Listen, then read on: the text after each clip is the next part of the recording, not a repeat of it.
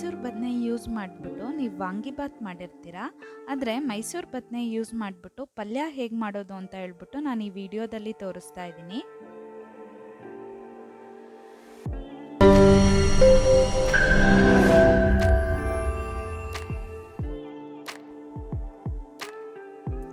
ಇಲ್ಲಿ ಒಂದು ಬಾಣಲಿಗೆ 2 ಸ್ಪೂನ್ನಷ್ಟು ಎಣ್ಣೆ ಹಾಕಿದ್ದೀನಿ.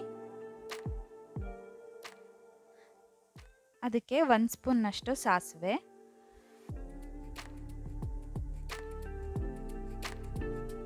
ಅರ್ಧ ಬೌಲಷ್ಟು ಕಡಲೆಬೇಳೆ,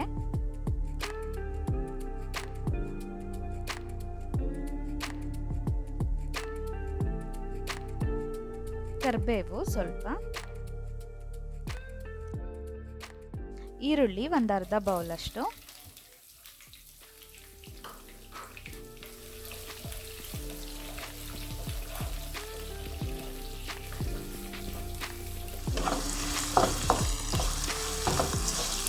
ಇಲ್ಲಿ ಆನಿಯನ್ ಎಲ್ಲ ಒಂದು ಸ್ವಲ್ಪ ಫ್ರೈ ಮಾಡ್ಕೋಬೇಕು ನೀವು. ಬದನೆಕಾಯಿ ಕಲರ್ ಚೇಂಜ್ ಆಗಬಾರ್ದು ಅಂತ ಹೇಳ್ಬಿಟ್ಟು ಅದನ್ನು ಹೆಚ್ಚಿಬಿಟ್ಟು ನೀರಿನಲ್ಲಿ ಹಾಕಿ ಇಟ್ಟಿದ್ದೆ.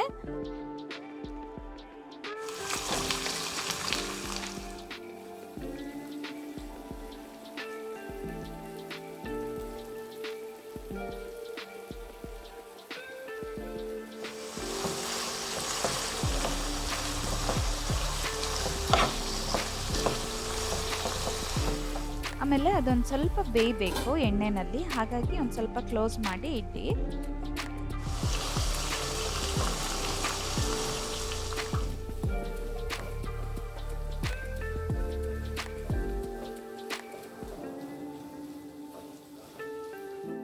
ಈಗ ಅದಕ್ಕೆ ರುಚಿಗೆ ತಕ್ಕಷ್ಟು ಉಪ್ಪು, ಖಾರದ ಪುಡಿ 1 ಸ್ಪೂನು,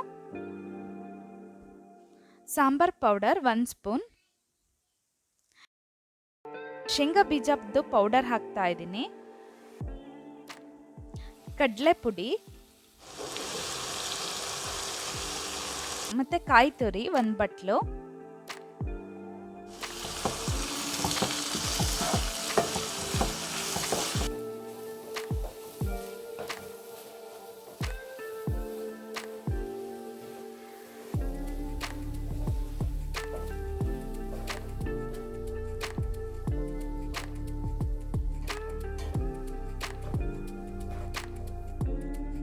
ನೋಡಿ ಈ ಥರ ಸ್ವಲ್ಪ ನೀರು ಹಾಕ್ತಾ ಹಾಕ್ತಾ ಮಿಕ್ಸ್ ಮಾಡ್ಕೊತ ಹೋಗಬೇಕು.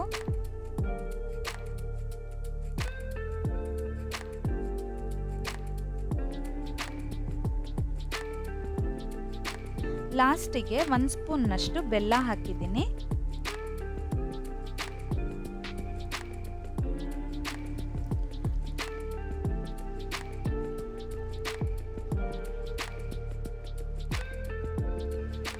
ಅದು ಕುದಿಬೇಕಾದ್ರೆ ನೋಡಿ ಎಣ್ಣೆ ಎಲ್ಲ ಸೈಡಲ್ಲಿ ಕಾಣಿಸ್ತಾ ಇದೆಯಲ್ಲ, ಈ ಥರ ಆದಾಗ ಪಲ್ಯ ರೆಡಿ ಆಗಿದೆ ಅಂತ ಹೇಳ್ಬಿಟ್ಟು ಈಗ ಇದನ್ನು ನಾನು ಸರ್ವ್ ಮಾಡ್ತಾ ಇದ್ದೀನಿ. ಇದು ಚಪಾತಿ ಜೊತೆ ತುಂಬ ಚೆನ್ನಾಗಿರುತ್ತೆ ಮತ್ತು ಈಸಿಯಾಗಿ ಮಾಡ್ಕೋಬೋದು ನೀವು.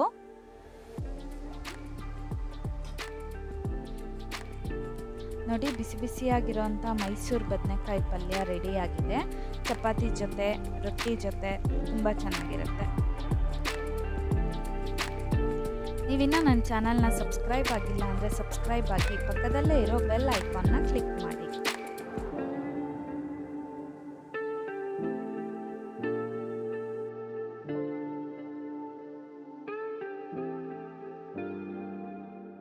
Thanks for watching.